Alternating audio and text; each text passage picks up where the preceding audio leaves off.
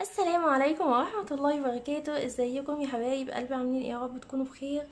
النهاردة هقول لكم على فكرة برضو حلوة قوي في استخدام غسالة الاطباق، مش المعتادين عليها. حاجة يعني هتريحكم جدا في تنظيف البوتاجاز.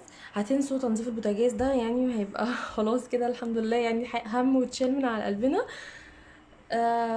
الفكرة اللي هي ان انا الصراحة جربت ثانية واحدة. شايفين الحوامل بتاعة البوتاجاز اهي؟ الحوامل دي اللي هي بتاعة البوتاجاز دي انا حطيتها وبغسلها في غسالة الاطباق. مش عايزة اقول لكم على النتيجة، بتطلع تحفة. هنشوفها مع بعض طبعا، هنشوف النتيجة وكل حاجة مع بعض. هي اهي قبل، شايفينها قبل عاملة ازاي اهي؟ عليها طبعا جواف بقايا ودهون، يعني مش نظيفة طبعا خالص، وبتبقى اسوأ من كده كمان، والنتيجة بتبقى تحفة. وكمان عندنا العيون اللي هي دي السودة دي، تمام؟ دي بس اللي بتحطيها، ما بتحطيش العيون الالومنيوم. ملحوظة مهمة جدا، ما تحطيش العيون الالومنيوم عشان هتلاقيها اسودت معاكي وباظت. يعني ابعدي خالص عن الالومنيوم، تمام؟ هحط دول بس والحوامل، تمام؟ بس كده هشغلها على البرنامج اللي انا بعمله على طول، اللي هو ده 70 ده انتنسيف ده، فيروس سبيد فوق ومن تحت، تمام؟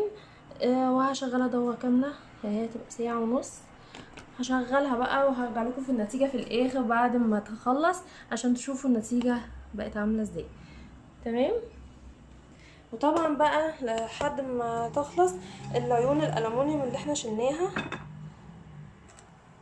انا بقى العيون الالومنيوم اللي قلت لكم متحطوهاش في غسالة الاطباق عشان مش هينفع هتسود يعني وهتصدي. بحطها هنا في خلطة حلوة جدا.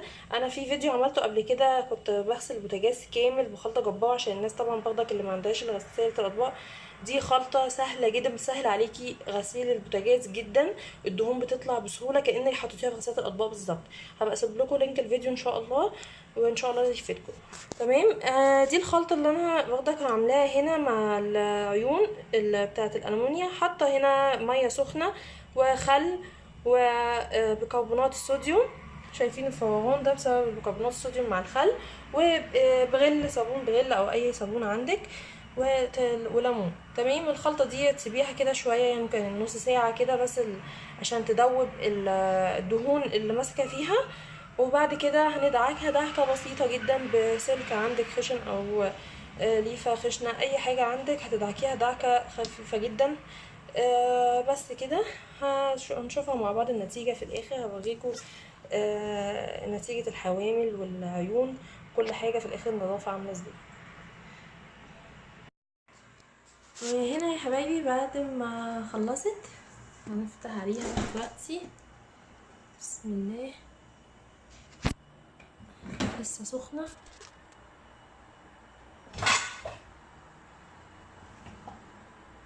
بعد اوريكم النتيجة ككل. الحمد لله النتيجة زي ما انتم شايفين ممتازة. تعالوا نشوف بقى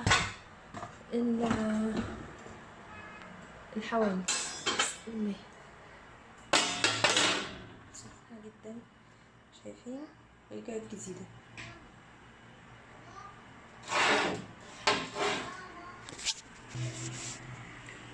زي ما انتم شايفين اهي يا حبايبي، نضفت جدا، رجعت كأنه جديد.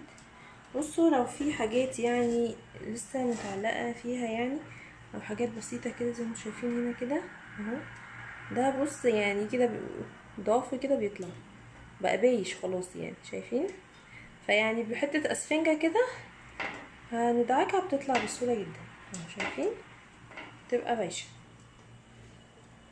فالنتيجة الصراحة ممتازة، بتريحني جدا اهي. طبعا بدل بقى ما تقعدي تنقعي وتدعكي بقى في الحاجة، عارفين دي اكتر حاجة يعني بتعملها في البوتاجاز اهو، شايفين؟ اوريكم كمان العيون، دي الحاجات التانية اهي. هضيف العيون اهي، نفت جدا.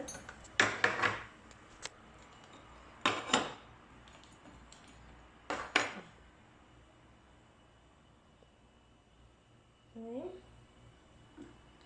هي دي النتيجة النهائية زي ما انتم شايفين اهي، نتيجة ممتازة جدا. دي العيون، وقلنا الألمونيا نقعتها معاكم وطلعت بالنتيجة دي كده اهي. بعد ما نقعتها وصلتها بالليفة او السلكة يعني، متاخدش مجهود خالص كده. البوتاجاز خلص معانا بقى زي الفل. هحطه واوريكم شكله النهائي. ده اهو يا حبايبي شكله النهائي بعد ما حطيتهم، شايفين اهو اهو.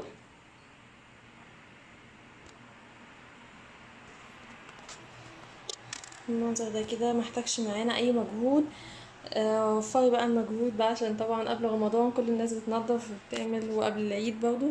ده هيسهل عليكي جدا وهيوفر عليكي المجهود جدا، وهيشيل من عليكي هم البوتاجاز اللي كل الناس كتير قوي بتشيل همه في التنظيف. يا رب يكون الفيديو افادكم وعجبكم.